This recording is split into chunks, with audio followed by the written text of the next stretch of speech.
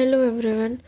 आज हम देखेंगे केमिस्ट्री का chapter 1 chemical reactions and equations short में फॉर बोर्ड एग्जाम्स। सबसे पहले हमारे पास यहाँ पे एक्टिविटी 1.1 आती है which is very very important, क्योंकि बहुत बार बोर्ड्स में आ चुकी है। तो इसमें क्या करना है, हमको मैग्नीशियम रिबन को हमको बर्न करना है, और बर्न करने से पहले हमको उसको सैंड कर लेना है, सैंड पेपर से रब कर लेना है। देखो यहाँ लिखा है ना, rubbing it with sand paper, ताकि इसके ऊपर जो ये मैग्नीशियम रिबन है, इसके ऊपर जो ऑक्सीजन की लेयर होती है वो हम हटा सकें, ताकि डायरेक्ट जो रिएक्शन हो वो मैग्नीशियम से हो, ना कि ऑक्सीजन से। फिर जब वो जल जाएगा, बर्न हो जाएगा, तब उसके नीचे हमें एक रेजिड्यू मिलेगा विच इज़ मैग्नीशियम ऑक्साइड। यहाँ पे देखो लिखा भी है मैग्नीशियम ऑक्साइड। ओके, सबसे पहले हम एक बार चैप्टर का मतलब समझ लें। तो केमिकल इक्वेशन और केमिकल रिएक्शन। अब केमिकल इक्वेशन क्या होती है, अभी हमने एक एक्टिविटी पढ़ी इसमें कि हमने मैग्नीशियम को बर्न किया, जिसमें कि पहले हमने उसको रब किया और एंड बर्न करके हमको कुछ प्रोडक्ट मिला विच वाज मैग्नीशियम ऑक्साइड। तो ये करने के लिए हम इसको या तो ऐसे पूरा पैराग्राफ फॉर्म, जैसे यहाँ पे पैराग्राफ फॉर्म में लिखा हुआ है, हम वैसे लिख सकते थे, बट हमको बहुत ज़्यादा बल्कि हो जाता है जो नॉलेज इतनी सारी है हमारे पास साइंस की। दैट इज़ वाई हमने इसको थोड़ा शॉर्ट में करने के लिए we use chemical equations like this. एक तरफ which is the left hand side हम सारे रिएक्टेंट्स जो हम चीज़ें लेते हैं रिएक्शन कराने के लिए, that are known as reactants, तो हम पहले वो लेते हैं। और जो हमारे पास ये गिव्स, इस एरो को हम गिव्स कहते हैं, और गिव्स के बाद लिखते हैं हम प्रोडक्ट। प्रोडक्ट मतलब कि जो चीज़ बनी। तो इतना जो पूरा हमने पैराग्राफ लिखा वो हमारे लिए शॉर्ट में हो गया, इसको हम कहते हैं केमिकल इक्वेशन। ओके, अब हमें केमिकल इक्वेशन के साथ साथ हमारे पास यहाँ पे है केमिकल रिएक्शन भी। तो केमिकल रिएक्शन हमको पता कैसे चलता है कि केमिकल रिएक्शन हो गया है ना। केमिकल रिएक्शन कोई भी दो चीज़ें अगर मिक्स होती हैं, कुछ भी हमने पढ़ा था ये फिजिकल चेंजेस और ये बहुत सारे चेंजेस पढ़े थे, राइट। तो मेन हमारा यहाँ पे आता है कि हमें पता कैसे चलता है, या तो change in state, state as solid से लिक्विड गया हो, लिक्विड से गैस गया हो, या फिर चेंज इन कलर, कलर जैसे कि पहले सॉल्यूशन का कलर लेट से रेड था और उसके बाद ग्रीन हो गया है, तो फिर उस चीज़ से हम डिटरमाइन कर सकते हैं। Next is evolution of gas. कभी कभी कोई गैस देखने को भी मिलती है हमें निकलती हुई, फॉर एग्जांपल कभी कभी हमें ब्रिस्क एफोवेसेंस, कार्बन डाइऑक्साइड ब्रिस्क एफोवेसेंस के फॉर्म में, जैसे इनो हम पानी में डालते हैं तो वैसा भी दिख सकता है। Next is change in temperature. कोई चीज़ बहुत ज़्यादा हीट अप हो सकती है, कभी कभी साइंस लैब्स में जो है ब्लास्ट वगैरह भी हो जाती है, टेस्ट ट्यूब्स वगैरह, तो टेम्परेचर भी चेंज इंक्रीज वगैरह हो सकता है। अगर इनमें से कुछ हुआ हो तो इसका मतलब हमारा केमिकल रिएक्शन हुआ है। अभी जो केमिकल इक्वेशन होती है ये एक लॉ पे बेस्ड होती है which is law of conservation of mass. Law of conservation of mass, law of conservation of mass states that कि nothing can be created nor destroyed. कोई भी चीज़ हम यहाँ क्रिएट एक्स्ट्रा नहीं कर सकते, ना ही देखो यहाँ पे मैग्नीशियम है तो यहाँ पे भी मैग्नीशियम है, यहाँ पे ऑक्सीजन है, यहाँ पे ऑक्साइड है, तो हमने ऐसा नहीं हो सकता कि यहाँ मैग्नीशियम और ऑक्सीजन लिया और या मैग्नीशियम ऑक्साइड के साथ हमारे पास एक्स्ट्रा में जिंक भी आ गया। जिंक जब उधर है ही नहीं दूसरी तरफ, तो यहाँ पे नहीं आ सकता। कोई भी न्यू चीज़ हम क्रिएट नहीं कर सकते। It can only change it's state, state जैसे कि सॉलिड से लिक्विड हो जाना, जैसे कि मैग्नीशियम जो था, जो हमारा रिबन था वो सॉलिड था, ऑक्सीजन गैस थी, और मैग्नीशियम ऑक्साइड हमारा पाउडर की फॉर्म में निकला। तो गैस थी ऑक्सीजन, उससे वो पाउडर की फॉर्म में हो गया। तो वो स्टेट चेंज कर सकता है, बट कोई भी चीज़ क्रिएट या डिस्ट्रॉय, जैसे यहाँ मैग्नीशियम ऑक्साइड ऑक्सीजन है, अब ऐसा नहीं हो सकता कि सिर्फ ऑक्साइड रह जाए, नहीं, मैग्नीशियम भी बनेगी। अगर इस तरफ मैग्नीशियम है तो दूसरी तरफ भी मैग्नीशियम होगा, ये चीज़ बैलेंस होनी चाहिए। अब जैसे कि हमको पता भी है कि हमारे पास हर एक एलिमेंट का कुछ ना कुछ शॉर्ट फॉर्म होता है, लाइक मैग्नीशियम का Mg, ऑक्सीजन का O2, मैग्नीशियम ऑक्साइड का MgO। ओके, तो अब हमें इससे क्या करना पड़ता है, देखो ऐसी टाइप की इक्वेशन को सबसे पहले हम कहते हैं स्केलेटल इक्वेशन।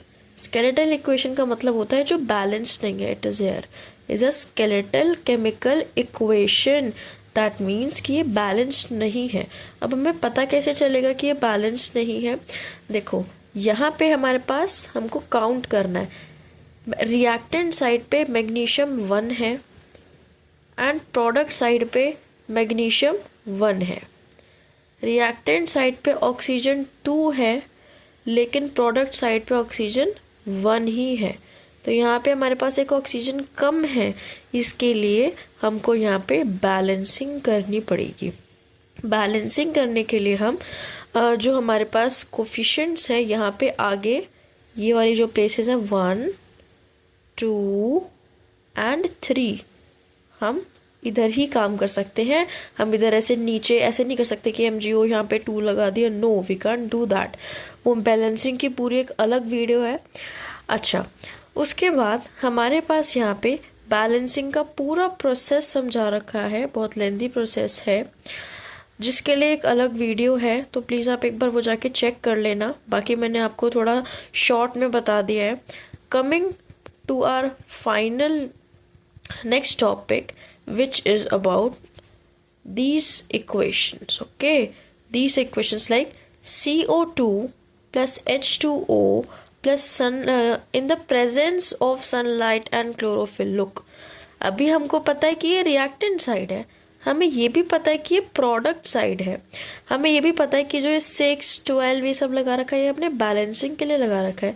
लेकिन जो ये सनलाइट, ये क्लोरोफिल, ये सब लिखा हुआ है, ये इसके ऊपर लिखा हुआ है। तो इसको हम रिएक्टेंट की साइड काउंट करें या फिर हम प्रोडक्ट की साइड काउंट करें? एक्चुअली ये दोनों में से किसी में भी नहीं होता। इसकी एक अलग ही कैटेगरी होती है which is known as catalyst. Catalyst का मतलब होता है वो चीज़ें जो रिएक्शन में इन्वॉल्व हुए बिना रिएक्शन को कंडक्ट कराने में हमारी हेल्प करते हैं या फिर रिएक्शन की स्पीड बढ़ाने में हमारी हेल्प करते हैं। जैसे कि ऊपर वाले इक्वेशन 1.11 में हमारे पास एक कंडीशन भी गिवन है कि ये जो हमारा रिएक्शन है 340 ATM यानी प्रेशर इस पे हुआ है, तो ये कैटलिस्ट होता है। ना ही ये अगर मान लो कभी कभी जैसे लेट्स से हमारे पास आगे चैप्टर में आएगा भी, इन द अपकमिंग चैप्टर्स, मान लो निकल है हमारे पास कैटलिस्ट और यहाँ पे C है और यहाँ पे O है, तो यहाँ पे भी C और O रहेगा। हमारे पास निकल नहीं आ सकता यहाँ पे, राइट? वो दूर है और दूर ही रहेगा, उधर से उधर ही चला जाएगा। जैसे रिएक्शन हो गया उसका काम खत्म हो गया, उसकी कोई इन्वॉल्वमेंट नहीं है, खाली वो रिएक्शन होने में हेल्प कर रहा है। This is the reaction of photosynthesis. ये बायोलॉजी में भी याद करना ही पड़ेगा, तो इट इज़ बेटर कि इसको हम यहाँ पे ही याद कर लें। देखो, सबसे पहले हमको 4 कंडीशंस पता है किसी भी प्लांट के लिए, किसी भी प्लांट को उसका फूड बनाने के लिए। तो सबसे पहले हमारे पास कार्बन डाइऑक्साइड, हमें पता है ये प्लांट इनहेल करता है। फिर वाटर भी चाहिए, वो उसको वाटर ऑब्वियसली, सनलाइट और chlorophyll. Chlorophyll is a green pigment जिससे ग्रीन कलर आता है। उसके बाद हमारे पास ये 4 रिक्वायरमेंट तो हमें पता ही चल गई, तो हमें रिएक्टेंट साइड प्लस कैटलिस्ट तो याद करने की ज़रूरत ही नहीं है। उसके बाद हमको ये भी पता है कि कार्बन डाइऑक्साइड इनहेल करके वो ऑक्सीजन एक्सहेल करता है, तो ये चीज़ भी हमें याद हो गई। उसके बाद हमें ये भी पता है कि हमारे पास कुछ एक्स्ट्रा वाटर आता है। ये ट्रांसपिरेशन कंसेप्ट में एक्स्ट्रा वाटर सारा इवेपोरेट हो जाता है, राइट? वाटर साइकिल में पढ़ा होगा, तो ये भी हमें पता है। प्लस हमारे पास जो ये ग्लूकोज है यही तो मेन फूड है, राइट? तो ये तो बनना ही है, ग्लूकोज इज C6H12O6। ओके, ये सब चीज़ें हैं। अब यहाँ पे रिएक्शन में देखा होगा कि यहाँ पे कुछ स्टेट लिखी हुई है, जैसे आके यहाँ पे ब्रैकेट में लिखा हुआ है जी का मतलब होता है गैसियस फॉर्म में है। अगर यहाँ पे L लिखा हो तो लिक्विड, AQ देखो यहाँ पे L लिखा है तो उसका मतलब लिक्विड, और AQ लिखा हो तो उसका मतलब होता है एक्वस फॉर्म में है वो। Okay, coming two types of chemical reactions. अब केमिकल रिएक्शंस के ब्रॉडली हमारे पास 4 टाइप्स दे रखे हैं, हालांकि इसमें हमें आगे चल के ऑक्सीडेशन रिडक्शन भी देखने को मिलेगा। सो कॉम्बिनेशन रिएक्शन और डिकम्पोजिशन रिएक्शन को साथ में ही पढ़ लेते हैं। Look, combination reaction is very easy, like A plus B gives AB, something like this, कि हम 2 चीज़ों को मिलाएंगे तो हमको वो दोनों चीज़ें कंबाइन होके मिलेगी, like CaO plus H2O gives CaOH2, और ये हीट हमारा एक्स्ट्रा बाय प्रोडक्ट है, बाय प्रोडक्ट कह सकते हैं। अच्छा, तो ये होता है कॉम्बिनेशन रिएक्शन। अब हीट के बारे में बात करें तो हमारे पास मेन दो तरीके के रिएक्शन होते हैं अगर हम हीट के बेसिस पे क्लासिफाई करें, which are endothermic and exothermic. So जैसे कि नाम से ही समझ आ रहा होगा, exo is related to exit, exit का मतलब बाहर जाना, राइट। तो किसी भी रिएक्शन में अगर हीट एग्जिट यानी कि हीट रिलीज हो रही है तो उसको हम एक्सो कहते हैं, और किसी रिएक्शन को करवाने के लिए अगर हमको हीट लगानी पड़ रही है तो इसको हम एंडो कहते हैं। ओके, अच्छा, coming to decomposition reaction I guess. Okay, this is very very important. एक बार हम ऊपर वाला ही देख लेते हैं। हमने यहाँ पे स्लेक लाइम बनाया, हमने क्या किया, quick lime that is CaO, उसमें अगर हमने वाटर मिला दिया तो ये स्लेक लाइम बन गया। ऐसे बोर्ड में बहुत क्वेश्चन आते हैं कि आइडेंटिफाई एलिमेंट X करके, है ना, तो याद रखना कि quick lime plus water gives slaked lime, and यहाँ पे हमारे पास वापस स्लेक्ड लाइम यानी कि calcium hydroxide plus carbon dioxide gives calcium carbonate which is known as limestone also. अब ये जो स्लेक्ड लाइम है इसी को हम एज अ पेंट यूज़ करते हैं, लिखा है ना वाइट वॉशिंग, और उसके बाद हमको बहुत ज़्यादा वो शाइनी, बहुत ज़्यादा चमक क्यों आ जाती है, क्योंकि वो धीरे धीरे कार्बन डाइऑक्साइड जो एयर में प्रेजेंट है उससे रिएक्शन करके लाइमस्टोन यानी कि कैल्शियम कार्बोनेट प्लस वाटर बना लेता है। दैट इज़ वाई हमको वो बहुत ज़्यादा शाइनी लगता है। Okay, shiny finish to walls, ये असर्शन रीजंस में आ सकता है, प्लस ये जो कन्वर्जन है ये तो बहुत बार आता भी है। नेक्स्ट हमारे पास और एग्जांपल्स हैं, जैसे वही सेम फॉर्मेट है, A plus B gives AB, A plus B gives AB, right. ऐसे करके हमारे पास कॉम्बिनेशन रिएक्शन के एग्जाम्पल्स हैं। Coming to decomposition reaction. Decomposition reaction combination reaction का बिल्कुल ही ऑपोजिट है। It is like A and B, वो दोनों जब जुड़े हुए हैं तो जब हमने रिएक्शन कराया तो वो अलग अलग हो गए, A अलग हो गया और B अलग हो गया। नाउ यहाँ पे हमको दिख भी रहा होगा, ferrous sulphate in the presence of heat, heat is catalyst. Heat को हम कभी कभी ट्रायंगल भी लिखते हैं। क्या मिला इससे हमको, फेरिक ऑक्साइड मिला, SO2 एंड SO3 अलग मिल गया। ओके, हमने नॉर्मल सा यहाँ पे एक एक्टिविटी कंडक्ट कराई, फेरस सल्फेट को हमने ड्राई बॉइलिंग ट्यूब में बॉईल कराया है, उसके बाद हमको colour change, note the colour of ferrous sulphate, colour change हुआ है, कलर चेंज हुआ इसका मतलब केमिकल रिएक्शन हो गया, प्लस कौन सा केमिकल रिएक्शन है, it is decomposition reaction. Next, this is also very important, limestone को हम वापस से क्विक लाइम कैसे बनाएंगे, हीट से। अब हमारे पास यहाँ एक ट्रायंगल तैयार हो जाएगा, यहाँ पे हमारे पास है क्विक लाइम, यहाँ पे हमारे पास है स्लेक लाइम, और यहाँ पे हमारे पास है लाइमस्टोन। अब हमें पता है लाइमस्टोन से क्विक लाइम यहाँ से यहाँ तक हम आ सकते हैं हीट से, राइट। क्विक लाइम से स्लेक लाइम हम आ सकते हैं वाटर से, and slake lime to limestone हम आ सकते हैं CO2 कार्बन डाइऑक्साइड से। तो ये हमको याद करना बहुत ज़्यादा इजी हो जाएगा।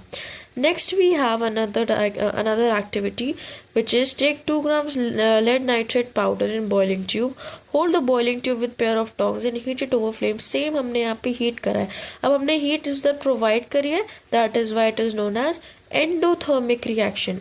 और यहाँ पे हमें फ्यूम्स देखने के लिए मिले हैं, तो ये एक इंडिकेटर है कि केमिकल रिएक्शन हो गया है।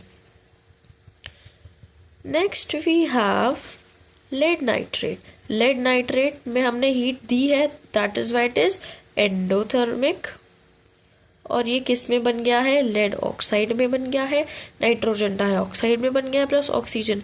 ऐसे रिएक्शंस एक्टिविटी के फॉर्म में, केस स्टडी के फॉर्म में एग्जाम्स में आ सकते हैं। Next we have is electrolysis of water. ये पूरी एक्टिविटी कई बार आई भी हुई है, and this activity is very important. Activity 1.8 ये भी काफ़ी बार आई हुई है। Okay, let's read this activity 1.7. Take a plastic mug, drill 2 holes at its base and fit rubber stoppers on these holes. Connect these electrodes to a 6-volt battery. Fill the mug with water such that electrodes are immersed.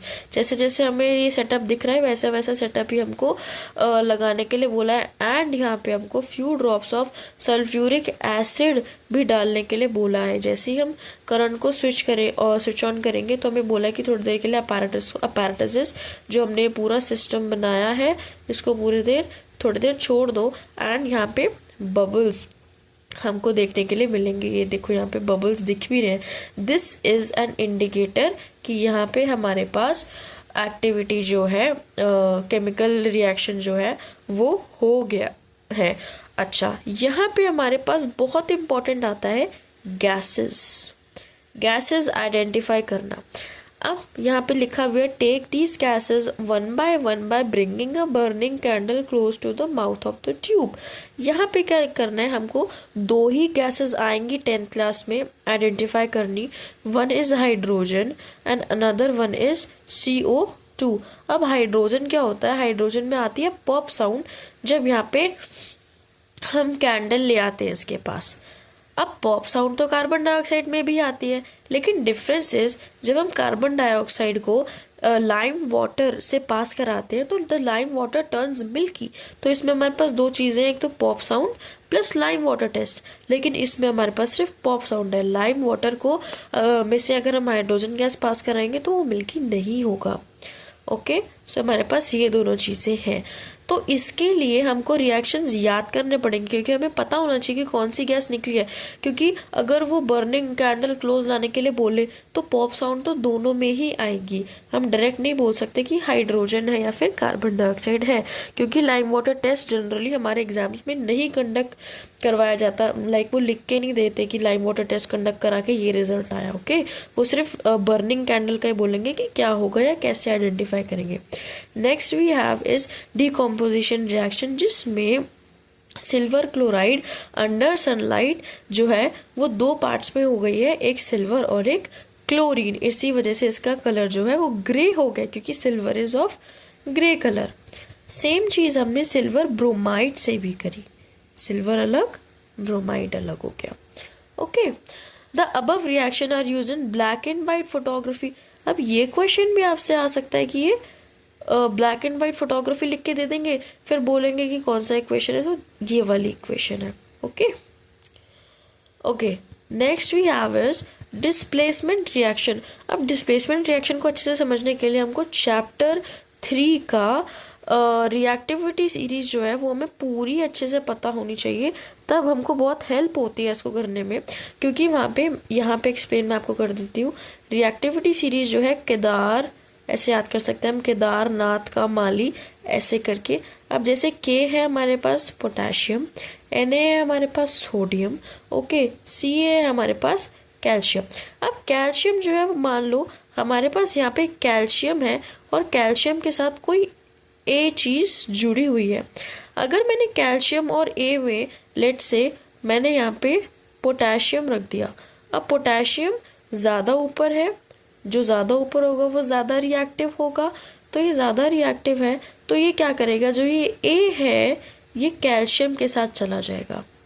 ये ए किसी भी ज़्यादा reactive चीज़ के साथ, अगर मान लो मैं यहाँ पे एल्यूमिनियम रखती, एल्यूमिनियम कैल्शियम से कम रिएक्टिव है तो ये इसी के साथ रहता. This is known as displacement reaction. जब जो ये देखो कैल्शियम डिस्प्लेस हो गया ना, पोटेशियम ने कैल्शियम को डिस्प्लेस कर दिया. So this is known as displacement reaction. Now this activity is also very important. हमने यहाँ पे आयरन नेल को copper sulphate solution which is always blue in color, उसमें हमने क्या कर दिया, उसमें हमने छोड़ दिया है. अब यहाँ पे देखो हो क्या रहा है, यहाँ पे मेन चीज हमारी ये हो रही है कि जैसे ही हमने फेरस को इंट्रोड्यूस करवाया जो कि हमारा ज्यादा रिएक्टिव था, तो SO4 ने कॉपर को छोड़ के फेरस के साथ वो चला गया. अभी कॉपर सल्फेट नहीं रहा, अभी फेरस आयरन सल्फेट हो गया. दैट इज वाई इसका कलर ग्रीन हो गया है और जो कॉपर था वो इसके ऊपर डिपॉजिट हो गया. दैट इज वाई हमारे आयरन नेल का कलर भी चेंज हो गया है. सेम चीज़ हमारे पास यहाँ पे भी है. जिंक ज़्यादा हमारे पास यहाँ पे स्ट्रॉन्ग है, दैट इज वाई उसने SO4 इसके साथ चला गया. यहाँ पे हमारे पास लेड ज़्यादा स्ट्रॉन्ग है तो इसके साथ चला गया. सेम टू सेम चीज़ हो रही है. नेक्स्ट है हमारे पास double displacement reaction, which is same चीज हो रही है like A and B, C and D plus में है। ओके, यहाँ पे हमारे पास ये इधर चला जाएगा एंड ये इधर चला जाएगा। जैसे यहाँ पे Na के साथ पहले SO4 था, अब Ba के साथ हो गया तो SO4 इधर चला गया और Cl2 इधर चला गया। ये रिएक्शन भी आता है कई बार एग्जाम में, बहुत ईजी है। दोनों केमिकल्स को हमने सिर्फ मिक्स करना है, इसमें एक्टिविटी में एज सच कुछ भी टेक्निकल नहीं है हमारे पास। नेक्स्ट हम आते हैं ऑक्सीडेशन एंड रिडक्शन पे। नाउ ऑक्सीडेशन मतलब कि किसी भी रिएक्शन में अगर हम ऑक्सीजन को ऐड करते हैं या हाइड्रोजन को माइनस करते हैं तो इसको हम कहते हैं ऑक्सीडेशन रिएक्शन। और रिडक्शन इसका बिल्कुल उल्टा होता है, जब हम ऑक्सीजन को माइनस करते हैं, ऑक्सीजन को हटाते हैं या हाइड्रोजन को ऐड करते हैं तो उसको हम रिडक्शन कहते हैं। अगर कोई ऐसा रिएक्शन जहाँ पे ये दोनों ही हो रहे होते हैं तो उसको हम रेडॉक्स रिएक्शन कहते हैं। अब एक बार हम एक्टिविटी 1.11 देख लेते हैं। ये भी एक्टिविटीज छोटी छोटी है, ज़्यादा कुछ मेजर बड़ी एक्टिविटीज नहीं है, they are very easy. We are just heating copper. अब हमारे पास कॉपर को हीट किया, हीट ऑब्वियसली जब हम बर्न करते हैं तो हमें हमेशा ध्यान रखना है कि ऑक्सीजन की प्रेजेंस के बिना बर्निंग हो ही नहीं सकती है, तो ऑक्सीजन तो हमने प्लस करना ही करना है। तो ये हमारे पास बन गया CuO which is black copper oxide. तो जो कॉपर है वो कैसा हो गया, ब्लैक कलर का हो गया, कलर चेंज हो गया। अब ये है रिवर्सिबल रिएक्शन, मतलब कि हम वापस कॉपर ऑक्साइड से कॉपर भी बना सकते हैं। सेम टू सेम हमने करना है, सिर्फ H2 हमने लिया है हाइड्रोजन गैस और हीट से हम वापस से बना सकते हैं। कभी कभी हमको क्या करते हैं एग्जाम्स में ये दे देते हैं और ये बनाने को बोलते हैं, तो बहुत इजी है। हमने ऑक्सीजन प्लस हीट तो दोनों में कांस्टेंट है, ऑक्सीजन अगर दे देंगे तो कॉपर ऑक्साइड बन जाएगा और अगर हाइड्रोजन गैस पास करा देंगे तो वापस कॉपर बन जाएगा प्लस H2O। कॉपर हमारा मेन प्रोडक्ट है और जो हमारा दूसरा प्रोडक्ट होता है जो इतना मेन नहीं होता उसको हम बाय प्रोडक्ट कहते हैं। यहाँ पे देखो लिखा भी हुआ है। अब हम देखते हैं ऑक्सीडेशन किसकी हुई। देखो H हाइड्रोजन जो है इसके पास पहले ऑक्सीजन था नहीं, अब इसके पास ऑक्सीजन आ गया, ऑक्सीडेशन हो गई। और कार्बन के पास पहले ऑक्सीजन था, अब इसके पास ऑक्सीजन माइनस हो गया, दैट इज वाई यहाँ पे रिडक्शन हो गया। अब यहाँ पे देखो ZnO+C, Zn के पास ऑक्सीजन है, अब Zn के पास ऑक्सीजन नहीं है तो ये हो गया रिडक्शन, और C के पास ऑक्सीजन आ गया तो ये हो गया ऑक्सीडेशन।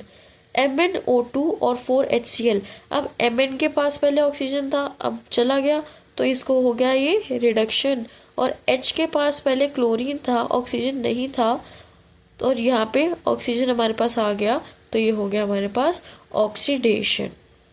यहाँ पे नेक्स्ट पे हमारे पास है कोरोजन एंड रैंसिडिटी।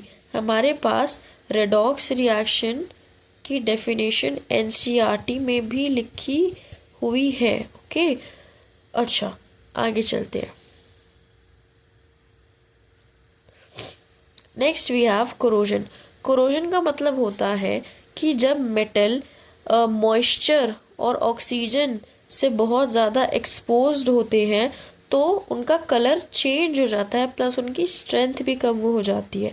जैसे कि यहाँ पे हमारे पास सिल्वर पे ब्लैक कोटिंग देखने को मिलती है, जैसे सिल्वर की पायल होती है वो कुछ टाइम बाद काली पड़ जाती है, वैसे ही हमारे पास ग्रीन कलर की कोटिंग होती है कॉपर पे, ठीक है। और आयरन पे रेडिश ब्राउन कलर के, उसको रस्टिंग कहते हैं, राइट।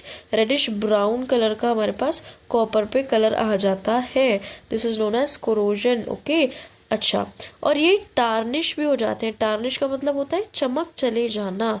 ओके, तो मॉइस्चर और ऑक्सीजन से बचाने के लिए हम एक लेयर हमारे मेटल्स को प्रोटेक्ट करने के लिए डाल सकते हैं, जैसे कि ये हम चैप्टर 3 में भी पढ़ेंगे। जैसे कि हम पेंट कर सकते हैं, हम इस पे किसी और मेटल की परत चढ़ा सकते हैं इलेक्ट्रोलिसिस से, या फिर हम किसी मेटल के साथ इसको मिक्स कर सकते हैं, अलॉय बना सकते हैं। ओके, ये सब चीज़ें होती है। Next we have rancidity. Rancidity का मतलब होता है कि जब फूड यानी कि फैट्स एंड ऑयल्स ऑक्सीडाइज हो जाए और फूड स्पॉइल हो जाए, खराब हो जाए, तो हमें कैसे पता चलता है? उसका टेस्ट एंड स्मेल चेंज हो जाएगा, तो उसको हम बोलते हैं साइंस के टर्म्स में कि फूड एक्चुअली ऑक्साइड रैंसिड हो गए, राइट। इसी चीज़ को प्रिवेंट करने के लिए, फैट्स एंड ऑयल्स को ऑक्सीडाइज होने से प्रिवेंट करने के लिए हमारे पास एयर टाइट कंटेनर्स होते हैं, प्लस चिप्स जो है उसमें नाइट्रोजन भरी जाती है ताकि ऑक्सीजन के लिए स्पेस ना बचे और फूड की शेल्फ लाइफ हमारी इंक्रीज हो जाए। तो हमारा ये चैप्टर यहाँ पे कंप्लीट हो चुका है।